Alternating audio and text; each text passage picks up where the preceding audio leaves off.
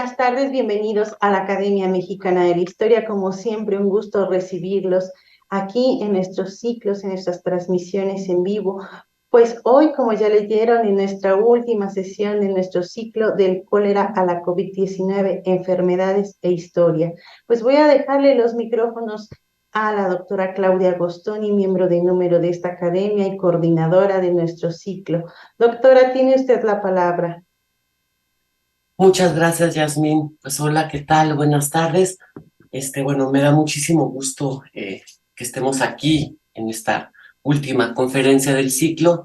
Y bueno, para mí me da muchísimo gusto tener la oportunidad de presentar al conferencista de esta tarde, el doctor Diego Armos, a quien, bueno, me da mucho gusto que haya aceptado participar en este ciclo.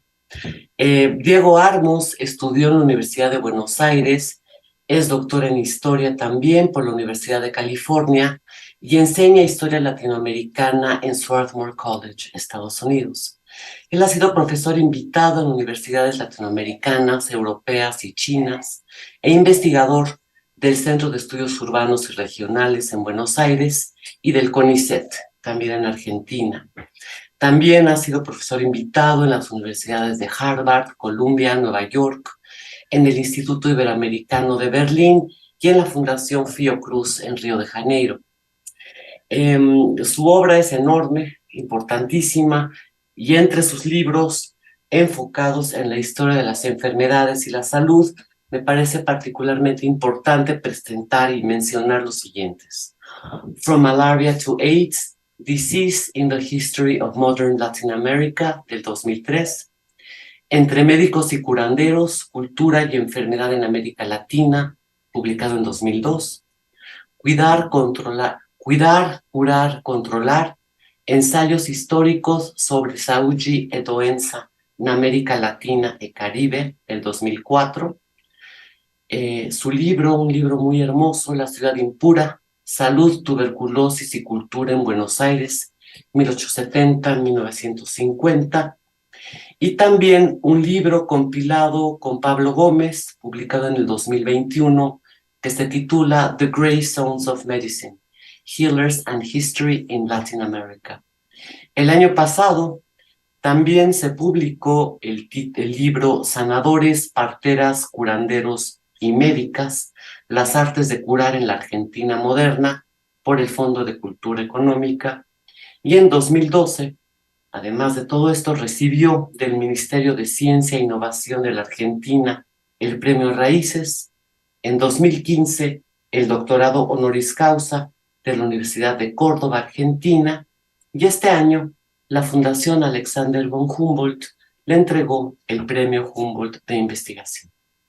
Diego actualmente está escribiendo una historia sobre el hábito de fumar en Buenos Aires en el siglo XX y una historia sociocultural del Buenos Aires moderno. Y bueno, el título de la conferencia que nos va a presentar ahora es Presente y Pasado en la Historia de las Epidemias. Y Diego, muchas gracias nuevamente por aceptar y te doy la palabra. Bueno, muchas gracias Claudia, muchas gracias a la Academia por la invitación. Es realmente un honor participar en este ciclo. Entonces, como dijo Claudia, el título de esta ponencia es Presente y pasado en la historia de las epidemias. Cuando recién se había desatado la pandemia de COVID-19, el entonces presidente estadounidense Donald Trump se preguntó, ¿quién podría haberlo sabido? La transparente brutalidad e ignorancia de Trump, lo sabemos, es de él, pero la sorpresa, lamentablemente, ha sido y sigue siendo de muchos. A finales de la década del 70, circulaba entre los epidemiólogos un comentario irónico y anticipador. Al siglo XIX lo siguió el siglo XX, y al siglo XX y comienzos del XXI lo sigue otra vez el siglo XIX. Un modo de decir que las epidemias habían regresado de la mano de nuevos agentes patógenos o cepas renovadas de algunos ya conocidos. En verdad, las epidemias nunca se habían ido del todo. Una desmedida confianza en la ciencia dominó el tercer cuarto del siglo XX, pero la llegada del SIDA, con todas las incertidumbres que trajo consigo, todavía sin vacuna y devenida en una epidemia de cerca de 40 años, se ocupó de anunciar décadas en que los brotes epidémicos no harían más que repetirse. Así llegaron las epidemias de SARS, H1N1, MERS y ébola.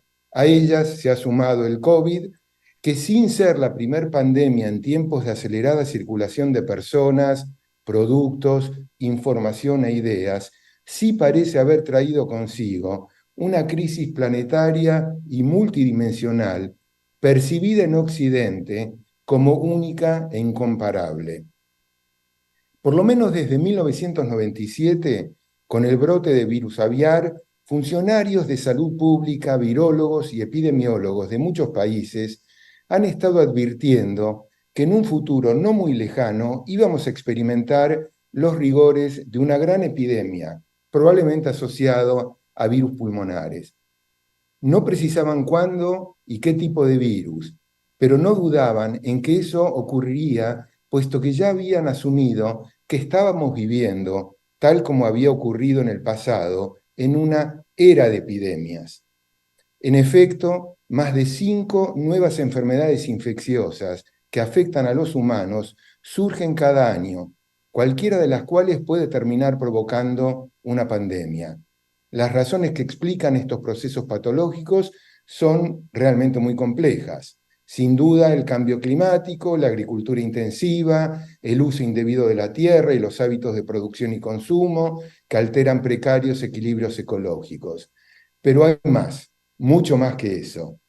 Con este punto de partida me gustaría comentar un par de asuntos a caballo de la experiencia individual y colectiva de la pandemia de COVID y, por decirlo de algún modo, el trabajo de los historiadores frente al desafío de narrar la historia de las epidemias.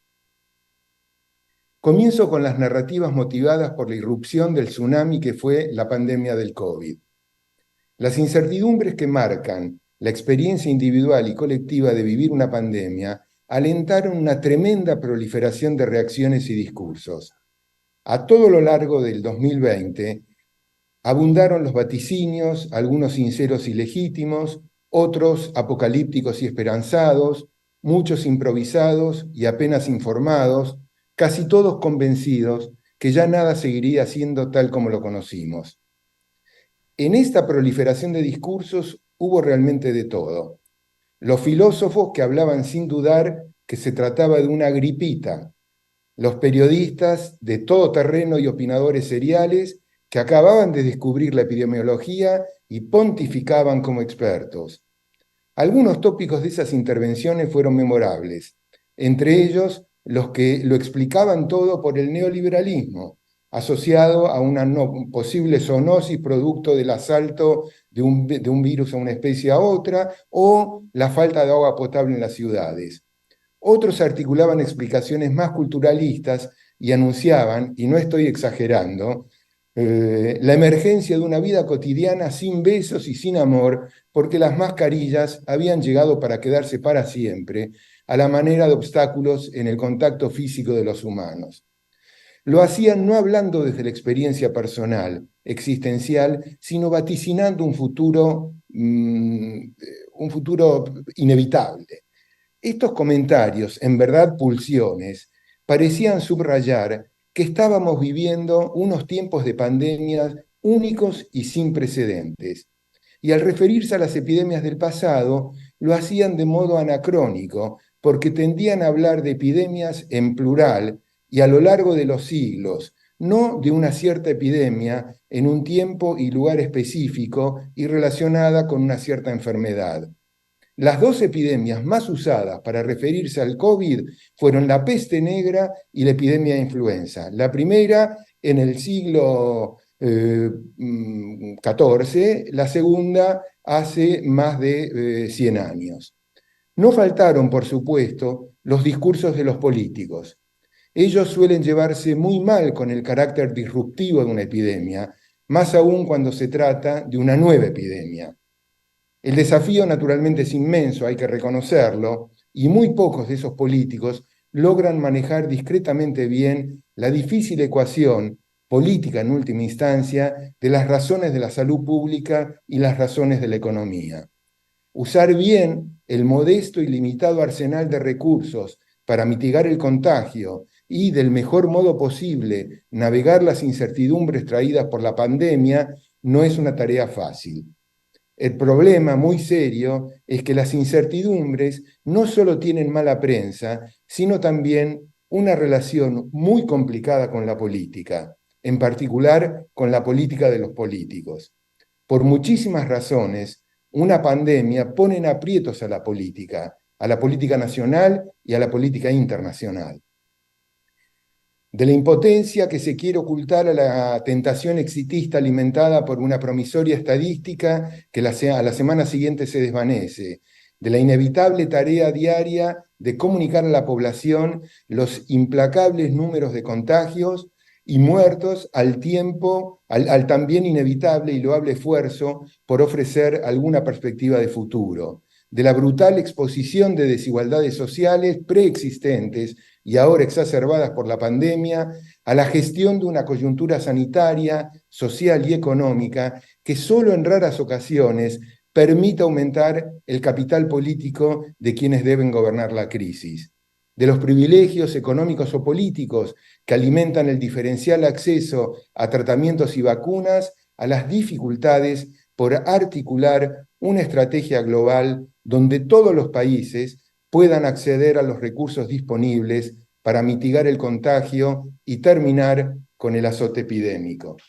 En cualquier caso, hay sociedades, países, políticos, gobiernos y oposiciones que logran navegar mejor que otros los desafíos de la pandemia, que han gobernado la crisis con transparencia, honestidad y la mayor eficacia posible, asumiendo que la pandemia no se combate con promesas o deseos, o con una bala mágica, por caso una vacuna, sino con múltiples intervenciones que resultan de convergencias básicas.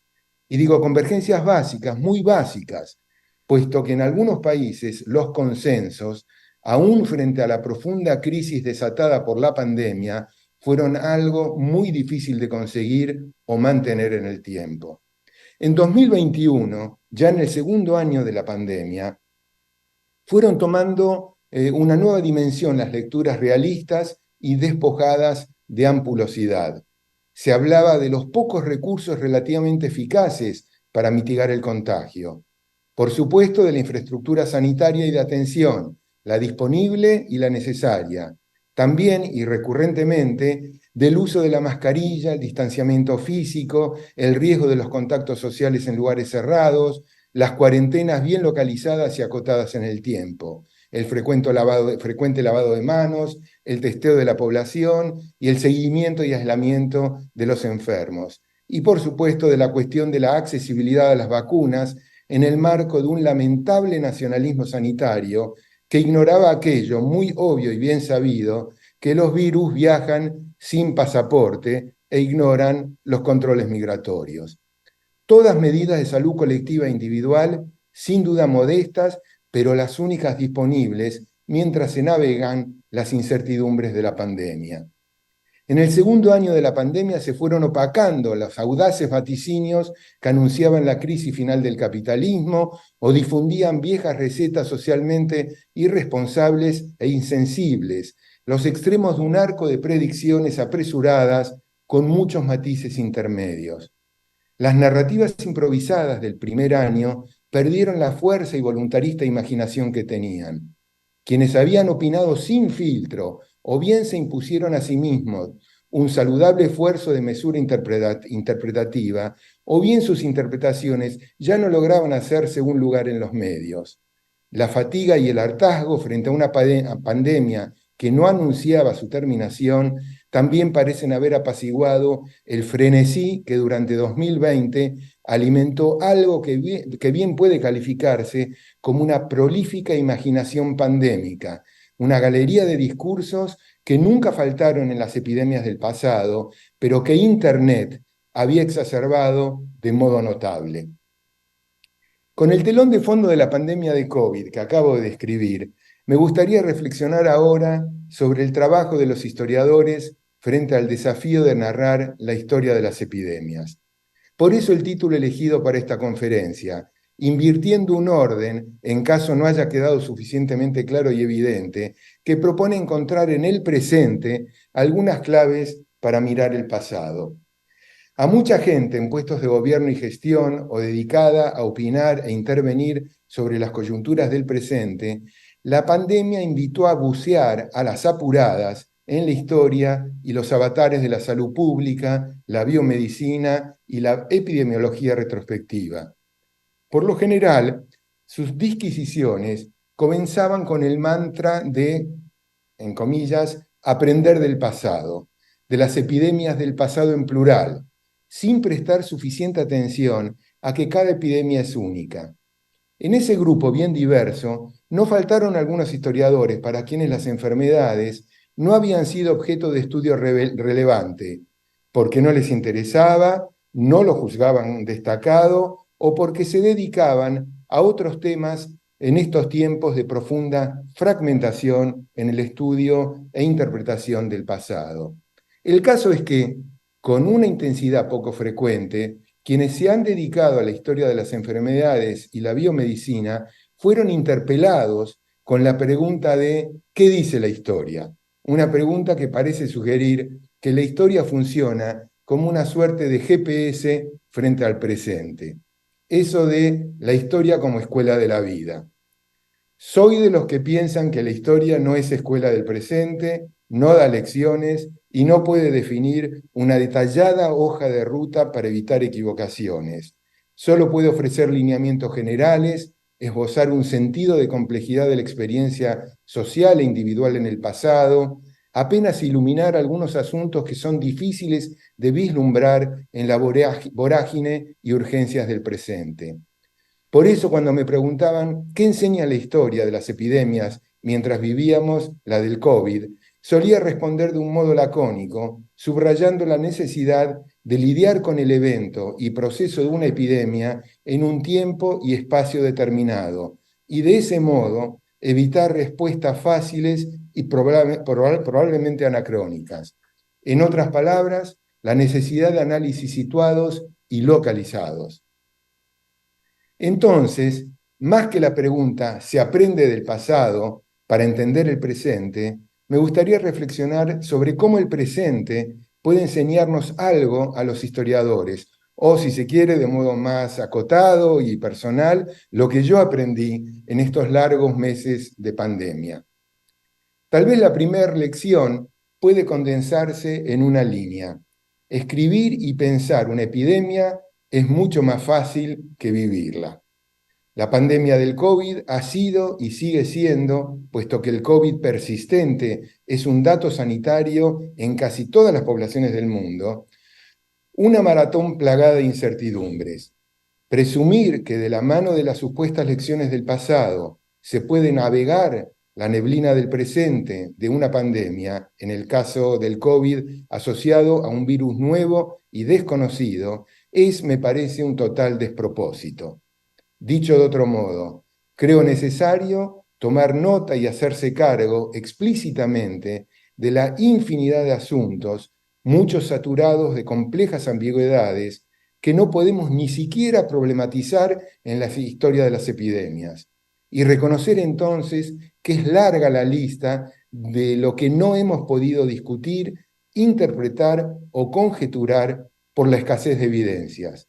Para decirlo de otro modo, la densidad de asuntos que ha descubierto la pandemia del COVID debe educarnos en la humildad.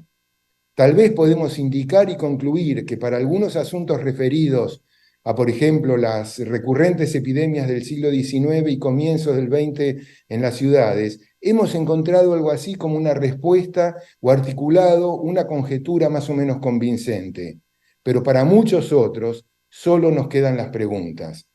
Claro, parece una obviedad lo que estoy diciendo, pero si recorremos la historiografía de las epidemias y las enfermedades, no es difícil concluir en la necesidad de recordar este balance inevitablemente punteado por lagunas y simplificaciones. La metáfora que el historiador del arte Ernest Gombrich esbozó hace tiempo, eso de la historia como un queso suizo con agujeros, parece pertinente. Es mucho lo que no sabemos sobre las epidemias del pasado. Frente a esas lagunas, podemos usar nuestra intuición y cierta sensibilidad, pero siempre constreñidos por la regla dura de la evidencia para poder conjeturar lo que pasó. Y como ocurre con muchos asuntos, las las evidencias no siempre están disponibles. A veces son implacablemente escasas. Entonces, se trata de articular bien las preguntas, aun cuando sepamos que no será posible responderlas. Es un modo de reconocer, retomando la metáfora de Gombrich, que los agujeros son parte del queso. La segunda lección resulta del riesgo de mirar el pasado como si fuera un anticipo del presente. El COVID nos ha revelado una batería de temas y cuestiones en las multifacéticas respuestas colectivas e individuales desplegadas frente a las urgencias de esta pandemia. Tenerlas presentes es una cosa, trasladarlas mecánicamente, sin situarlas en un tiempo y espacio específico, puede llevar a lecturas totalmente anacrónicas del pasado. Dos ejemplos. Uno, enfatizar en todo lo que el Estado no ha hecho frente a una epidemia, digamos, de fiebre amarilla a fines del siglo XIX, cuando en verdad fines del siglo XIX eran tiempos en que en América Latina el Estado estaba recién desarrollando su agenda de salud pública, o se sabía incluso muy poco sobre la enfermedad causante de la epidemia. O a la inversa, concluir haciendo una lectura muy simplista de Michel Foucault, en que 15 inspectores sanitarios logran disciplinar la vida y la muerte de los habitantes de una ciudad, digamos, de 2 millones de personas. Son ejemplos que a mi modo de ver ilustran muy bien este problema de lecturas anacrónicas del pasado. Y sobran estas lecturas anacrónicas, con frecuencia modeladas al calor de algún marco teórico de moda. La tercera lección subraya la necesidad de identificar lo que las epidemias tienen en común y lo que no tienen en común, las similitudes y las especificidades. Sabemos, tal como el historiador de la medicina Charles Rosenberg escribió hace varias décadas, que hay una dramaturgia más o menos compartida por casi todas las epidemias que han puntuado la historia de la humanidad. Resumo esta dramaturgia. Su primer acto, según Rosenberg, consiste en la irrupción del brote epidémico en un lugar, un espacio delimitado. Luego aparecen los empeños por ignorarlo u ocultarlo. Cuando esto se ha revelado infructuoso, cuando el brote ya ha sido reconocido y aceptado, la pandemia se carga de significados y tensiones de todo tipo, tanto de carácter individual como colectivo. Finalmente, y después de hacer más o menos estragos, el brote epidémico se desvanece y el olvido lo transforma en una huidiza referencia del pasado. Estos son los actos que Rosenberg identificó. Tal vez podría agregarse uno inicial, previo a su primer acto y de algún modo no identificable, cuando una mutación genética permite el salto de un microorganismo, por caso un virus, de un ser animado no humano a otro o a los humanos. En cualquier caso, repitiendo en nuestras narrativas del pasado esta dramaturgia tan general, es fácil terminar ignorando la singularidad de cada una de las epidemias. Como dije, abundan las narrativas históricas que olvidan que cada enfermedad es peculiar y única, y acaban hablando estas narrativas de epidemias en plural, estandarizándolas, dejando de hacer lo que se supone los historiadores tratan de hacer mejor. Esto es, hablar, escribir y conjeturar tomando en cuenta un lugar y un tiempo específicos. Se trata entonces de localizar la epidemia evitando miradas transhistóricas. En otras palabras, se trata de una cierta epidemia de cólera o de influenza o de sida o de dengue o de sarampión o de COVID, no de las epidemias en plural. La política en la coyuntura más o menos larga de la pandemia y las reacciones de la gente frente a la falta de respuestas eficaces de la ciencia en materia de tratamientos son dos asuntos muy densos y complejos. Sobre esto, la cuarta lección que me ha dejado vivir la pandemia del COVID. Y digo, evitar explicaciones tremendamente simplistas sobre la política en tiempo de epidemia. Listo algunas de las preguntas que ilustran algo de los avatares de la política en los tiempos extraordinarios y extraordinariamente inciertos de una epidemia. ¿Cómo reacciona el Estado? En la coyuntura epidémica del Estado en la coyuntura epidémica el Estado suele hablar muchos libretos al mismo tiempo, algo que a veces tiende a simplificarse en las narrativas del pasado.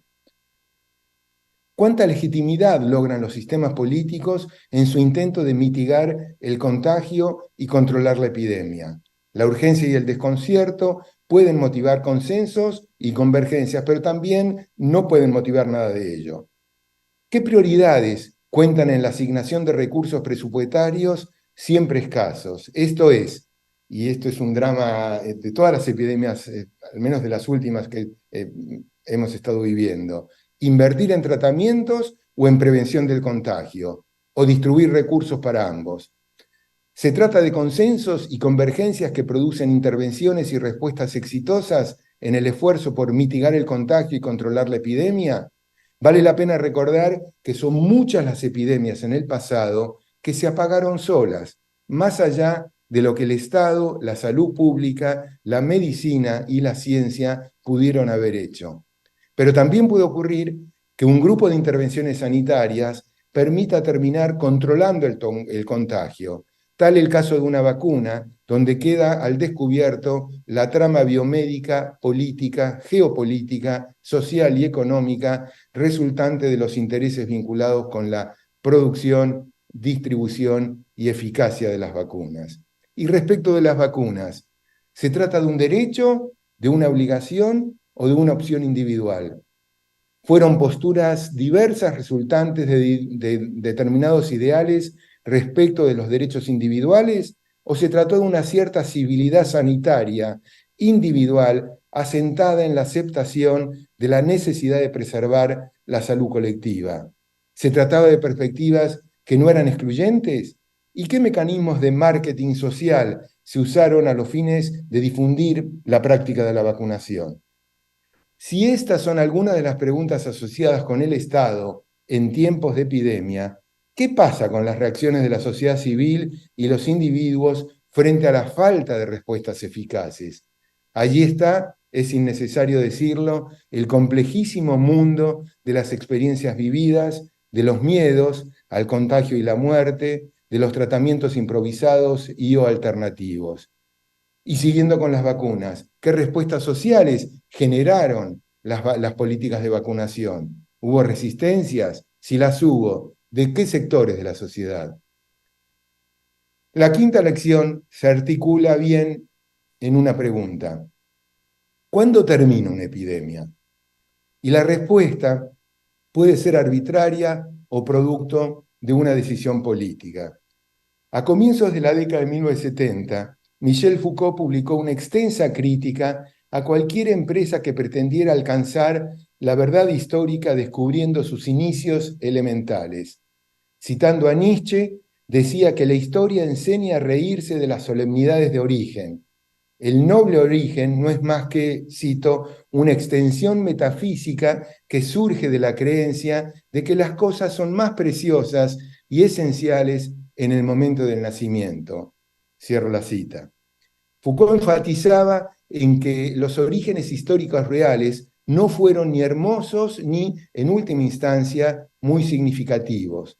Argumentaba contra la idea de un punto de partida glorioso o determinista, y lo cito otra vez: la historia es el cuerpo concreto de un desarrollo, con sus momentos de intensidad, sus lapsos, sus prolongados periodos de agitación febril, sus desmayos. Y solo un metafísico buscaría su alma en la lejana idealidad del origen. Cualquiera que sea el cumpleaños que elija conmemorar, la historia obsesionada con los orígenes se enfrenta a un problema intelectual debilitante. El evento puede llevar a ignorar el proceso, que es, lo sabemos, lo más rico de la historia. Cierro la cita. Foucault nos advierte entonces sobre el peligro de celebrar el evento inicial olvidando el proceso. Y si esta advertencia parece pertinente para los momentos de la iniciación, también lo es para los momentos de cierre, de finalización. Quiero decir, la estadística epidemiológica puede permitir aventurar el fin de un ciclo epidémico, pero hay mucho más que ese de algún modo arbitrario umbral numérico. Una epidemia es un episodio más o menos largo que afecta todas las dimensiones de la vida social individual. Su comienzo y final son asuntos que acarrean una compleja temporalidad. Enfermedad, endemia, epidemia, pandemia son etiquetas relativas y también son etiquetas políticas. La definición de pandemia o epidemia asociada a la irrupción sin aviso de un evento contagioso extraordinario por un tiempo corto y mucha muerte es, sin ninguna duda, muy insatisfactoria. Y también lo son los momentos del comienzo y del fin de una epidemia. Recordemos que estamos viviendo hace 40 años con la pandemia de SIDA. Con la tuberculosis, los ciclos fueron aún más largos y hubo tiempos en que se la etiquetó de epidemia y otros de endemia. En los últimos años, el Chagas ha sido discutido como pandemia, por décadas etiquetado como endemia en zonas pobres y alejadas de los centros de poder, y ahora presente en las zonas del así llamado norte global. Y también cabría preguntarse, ¿cuánto se habla de la pandemia de malaria en el siglo XXI? Y la última lección. Las enfermedades y las epidemias son parte de la experiencia humana.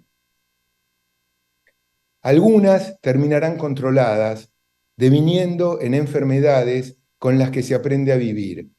Otras desaparecerán como resultado de exitosos esfuerzos de erradicación. Cada epidemia de enfermedades infectocontagiosas es única, resultante de un microorganismo y del modo en que una sociedad la confronta, reacciona e interpreta. Han sido siempre parte de la historia de la humanidad y lo seguirán siendo.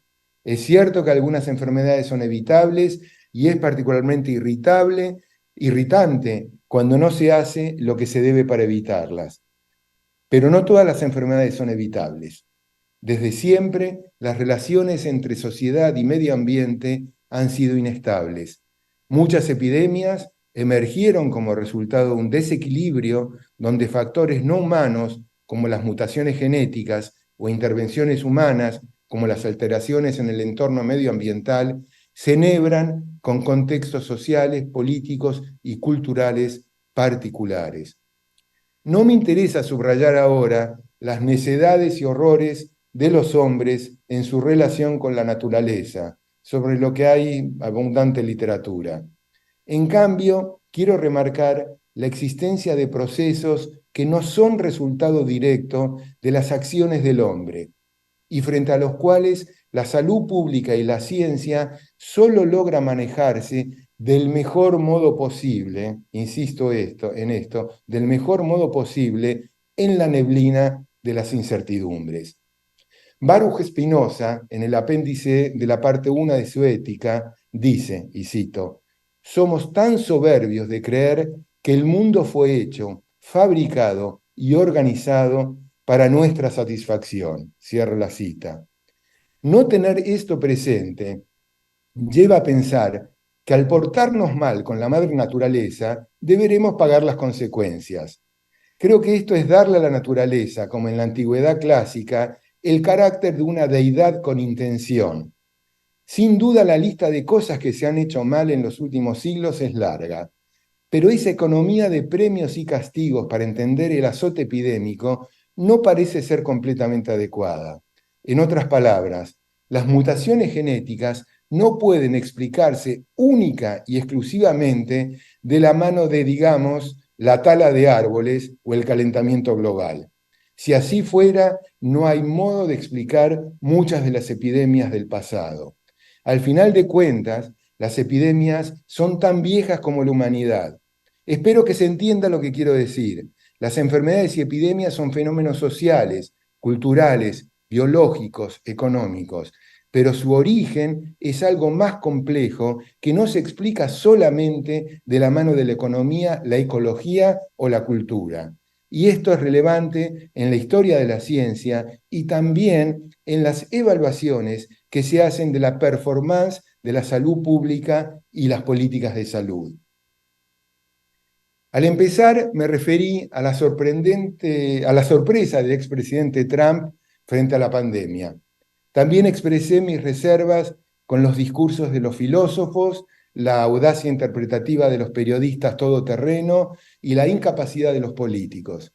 Ahora cabe señalar que la discreción y la modestia también o puede ser un bien escaso entre algunos historiadores.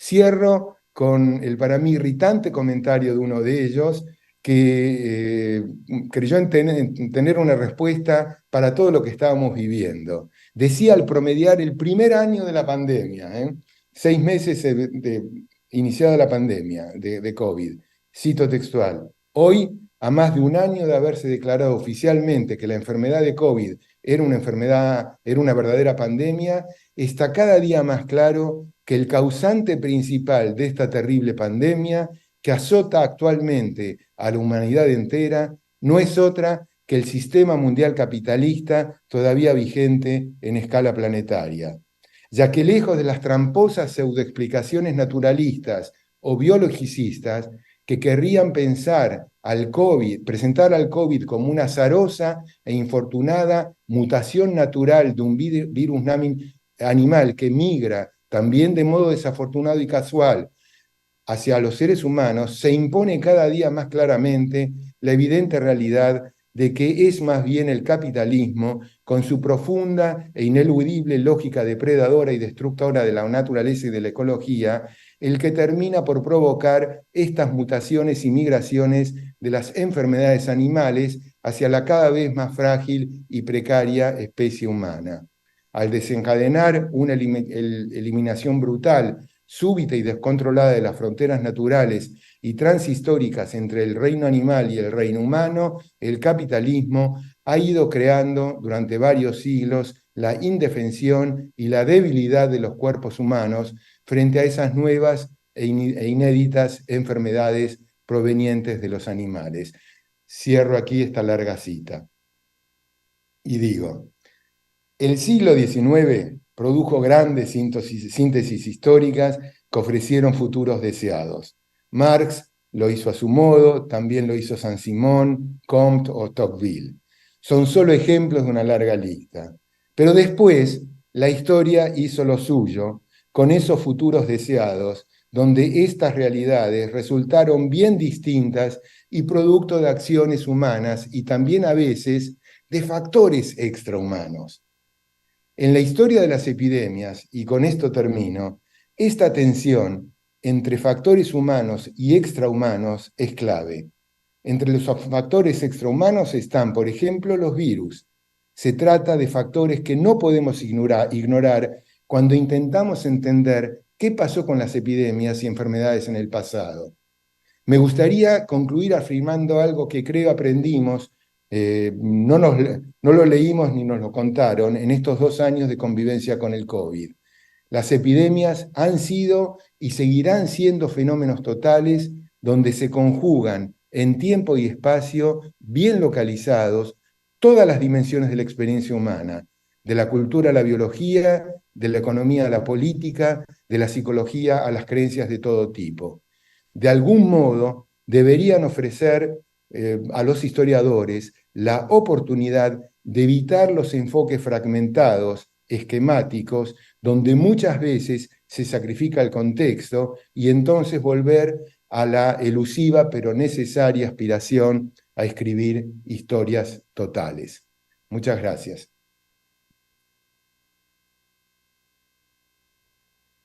Muchísimas gracias, Diego. Estuvo excelente.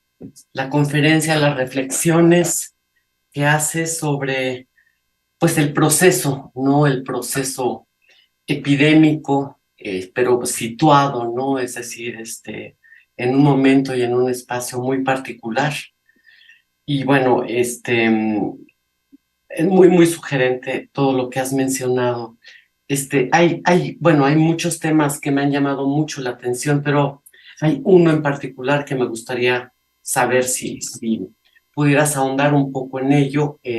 Nos llegarán también comentarios y preguntas en un momento, pero esta cuestión del cambio en la nomenclatura o en la designación, digamos, enfermedad, epidemia, endemia, pandemia, los ejemplos que presentaste son de ahora, no son muy recientes, es decir, pero también como todo esto moviliza, es decir, el ponerle una etiqueta o un término u otro, cómo moviliza también reacciones, respuestas, o al contrario, cómo no las despierta, ¿no? Es decir, ¿qué podrías tú agregar sobre este?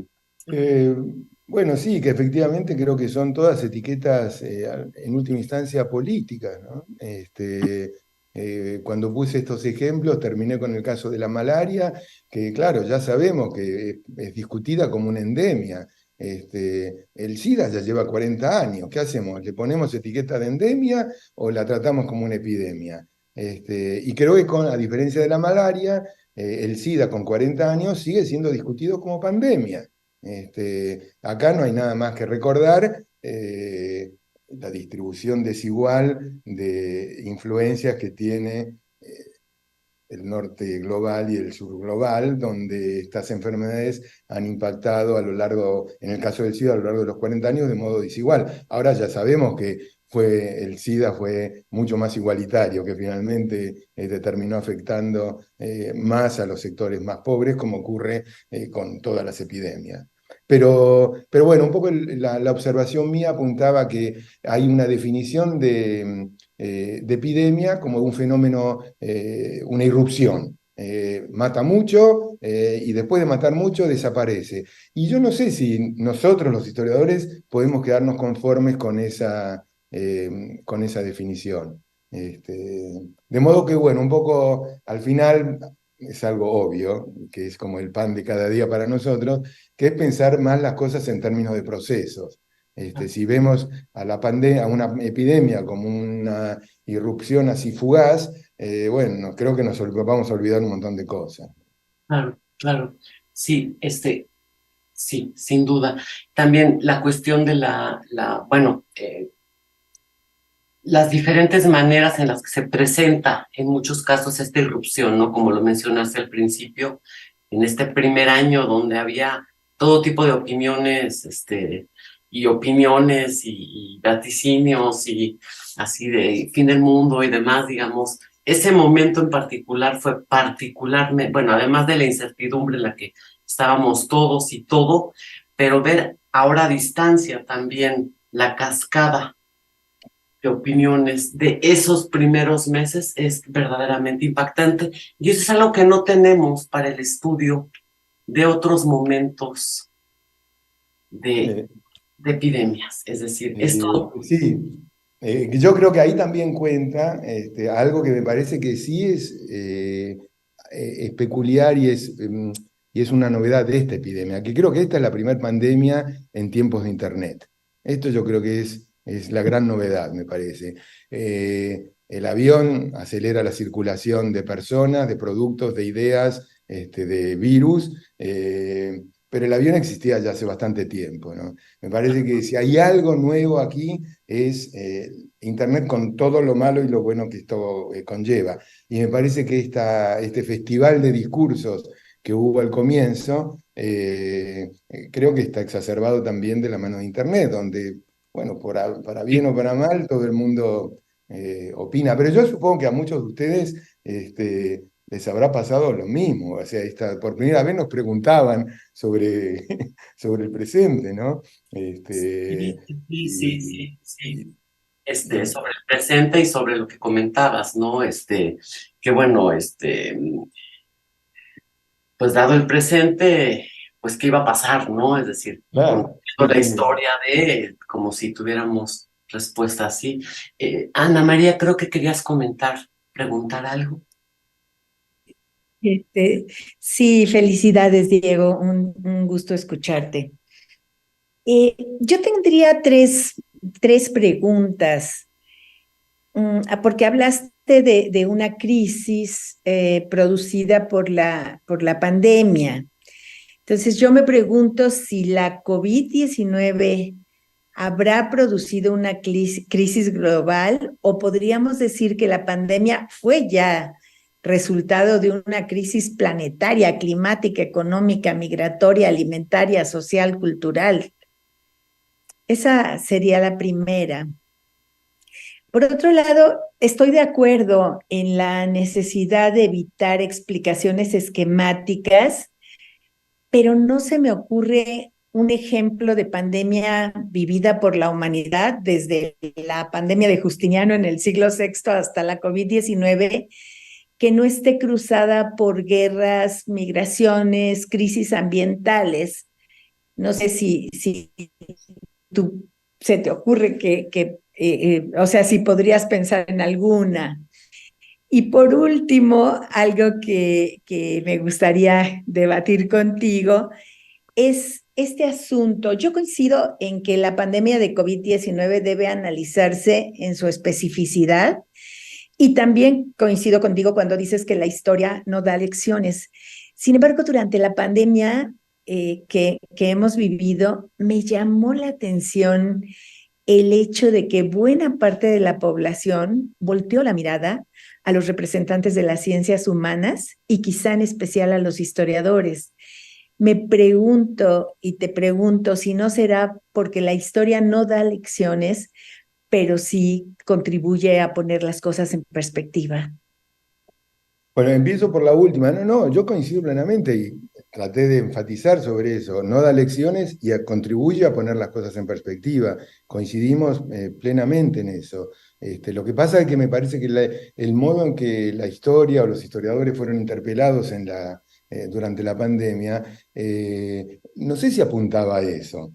Apuntaba a ver, díganos qué pasó en la epidemia, en la pandemia del 18 y el 19 y a partir de ahí el interlocutor empezaba a trasladar las cosas que se hicieron en esa pandemia al COVID.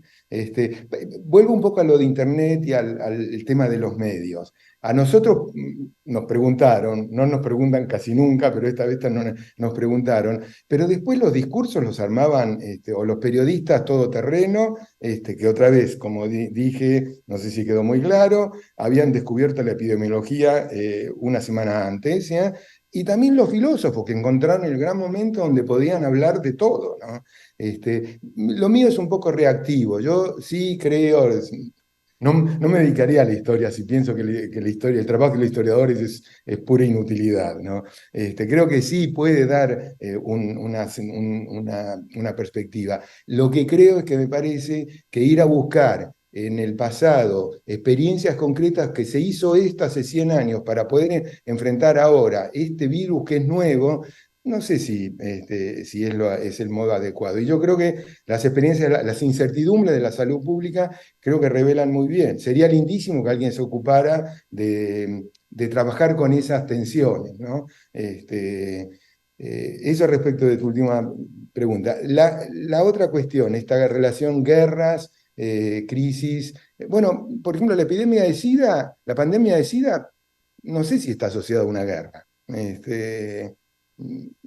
Me cuesta pensarlo de ese modo. Ahí, por supuesto, del 16 en adelante, uno bien puede hacer este tipo de correlaciones, ¿no? La conquista como guerra, naturalmente, está asociada con epidemias. Pero otra vez, el punto sería que no todas las guerras son iguales. Ese sería nomás que, me parece, el punto de partida del trabajo del historiador. Ahí encuentro esta correlación, como se han dado en otras epidemias o en otras pandemias, pero en esta que yo estoy estudiando, esta correlación, esta asociación funcionó de este modo.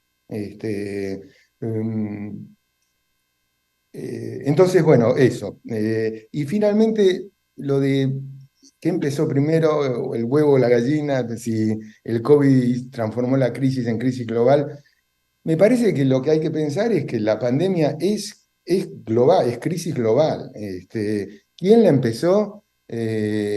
Yo sigo, hasta que me demuestren lo contrario, yo sigo pensando en este momento, este capítulo inicial que Rosenberg no discute en su dramaturgia, de una mutación, que esa mutación, a mí todavía nadie me convenció que esa mutación fue producida por los hombres. Que después, una vez que la mutación saltó, se produce todo el desbarajuste que se ha producido, no cabe ninguna duda.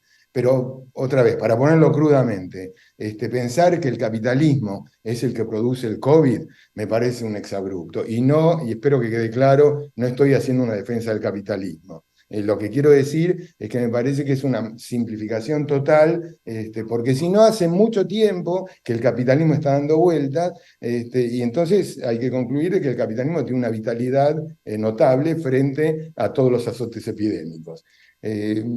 Creo que cuenta, no hay ninguna duda que el calentamiento global ahora está jugando de un modo como nunca lo ha hecho en el pasado, entonces la variante medioambiental tiene más peso, pero al menos con el COVID no me convence la explicación medioambientalista, ¿no? Muy bien. Bueno, Diego, América Molina tiene, bueno, te manda saludos, excelente conferencia, dice, y bueno, ella dice que toda epidemia o pandemia puede tal vez dejar una lección, medidas de higiene, prevención, etcétera.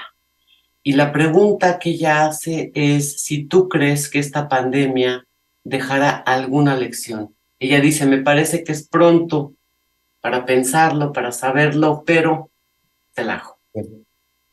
Bueno, sí, creo que hay dos cosas que me gustaría decir de esta pregunta que es muy oportuna. Una es esto de las lecciones. Yo me da la impresión que dejan lecciones como muy puntuales, ¿no? Me imagino que en el mundo de la biomedicina, entre los virólogos, seguro que hay muchas lecciones y sobre eso confieso mi ignorancia.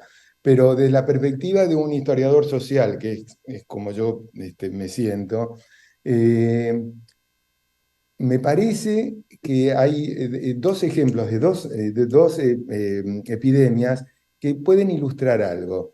El SARS, creo que lo que trajo es, y algo que uno lo ve en muchos lugares, en todos los continentes, es aprender a toser con el codo doblado. Ese es el único rastro que yo tengo del SARS. Me parece que en este caso un aprendizaje es el uso de la mascarilla, que con diferencias, pero me parece que, y estoy hablando de Occidente, porque ya sabemos que lo de la mascarilla es algo totalmente instalado en las tradiciones orientales. La primera mascarilla que se empieza a utilizar es en 1910 en una epidemia en Manchuria. En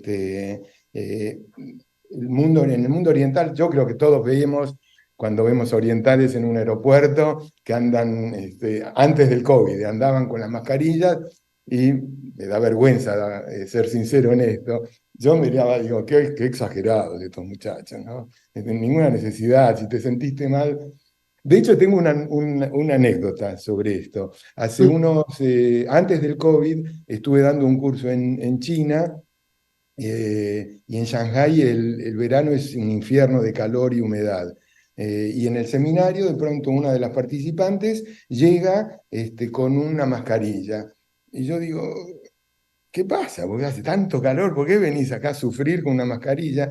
Y la estudiante respondió muy suelta de cuerpo diciendo, bueno, me sentía mal hoy y como yo sé que cuando me siento mal tengo que cuidar a los otros y también cuidarme yo. Y vino durante 2, 3 reuniones al seminario con mascarilla y después se la sacó cuando empezó a sentirse mejor. Es interesante porque ahora en Nueva York, bueno, ahora yo no estoy en Nueva York, pero hace 2 semanas en Nueva York hubo como producto de los incendios que venían el humo que venía de los incendios de los bosques canadienses, hubo un humo espantoso, y la gente empezó a usar las mascarillas, ¿no? Yo creo, entonces, en plan lecciones, o lo que queda, no sé, me parece que de esta puede ser que sea la mascarilla. Pero hay otro asunto que creo que América traía y que es importante, y que solo quiero mencionarlo porque con esto podríamos tirarnos todo el día, que es el tema de la memoria de la pandemia, ¿no? Eso es delicadísimo, y es difícil de estudiar. Yo creo que se le ha estudiado bien para la epidemia del 18 y el 19, ¿no? Cuando se la borra de la memoria colectiva, ¿no? No sé qué va a pasar con esta, ¿no? Sí, sí. Y bueno, yo hablando de memoria, yo que te quería preguntar es, recurriendo al último acto de Rosenberg, la cuestión del olvido. Es decir, este, digamos, frente a esta pandemia, parece que ya en numerosos lugares, numerosos grupos, digamos, millones y millones de personas, esto ya está en el olvido. Sí, yo también tuve Este, la misma sensación. entonces, bueno, ahí como historiadores, ¿qué hacemos? Digamos, frente a este olvido cuando no está, cuando, como mencionaste muy bien, está, por ejemplo, el hecho de la COVID persistente, ¿no? Eh, O el hecho de que sigue, digamos, Bueno, para mí eso se engancha. sí, Por un lado, memoria, olvido, el COVID persistente, y sí, también esta cuestión de ponerle un final, de claro, ponerle... Por eso me extendí un poco con el tema ese de qué quiere decir una fecha de inicio y una fecha de terminación, ¿no? Dicho esto, es cierto que nosotros lo sabemos muy bien. Las cronologías son siempre arbitrarias, uno hace un corte aquí y el otro lo hace más allá. De algún modo hay que marcar. Pero, bueno, el caso de la poliomielitis, ¿no? claro. También esto es muy evidente. O sea, yo lo que, a ver, quiero aclarar algo por si no quedó suficientemente eh, explicitado. Eh, Me parece que el tono de mi intervención es básicamente también un tono eh, de, de incertidumbre al final, ¿no? O sea, lo que creo que hay que hacer es aprender a escribir la historia dándole un lugar a la incertidumbre. Y hay veces es difícil desde que uno termina de escribir la tesis de doctorado, porque se supone que hay que tener una hipótesis fuerte y el jurado no te va a aprobar si la hipótesis no es así de fuerte, cuando uno bien podría decir que mi hipótesis es la incertidumbre, y eso es muy noble plantearlo en esos términos. De modo que, bueno, eso es lo que quería decir, ¿no? Lo que me motivaba tu comentario, ¿no? Muy bien. Bueno, a ver, déjame ver qué es lo que está por aquí.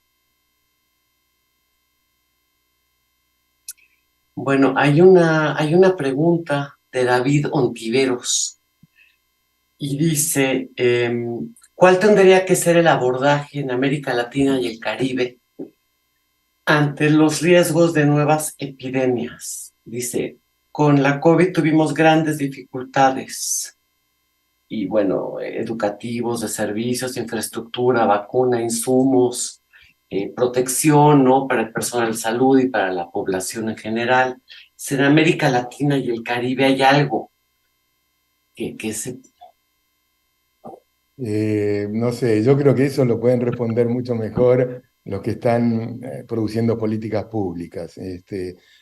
Desde mi modesta opinión en esto, yo creo que lo que quedó más evidenciado es la necesidad de tener un poco más de soberanía, eh, eh, soberanía de transformar el tema de las respuestas de la biomedicina en cuestiones que son globales, ¿no? Yo creo que con todos los comentarios críticos o las reservas que se puedan manifestar frente a la OMS.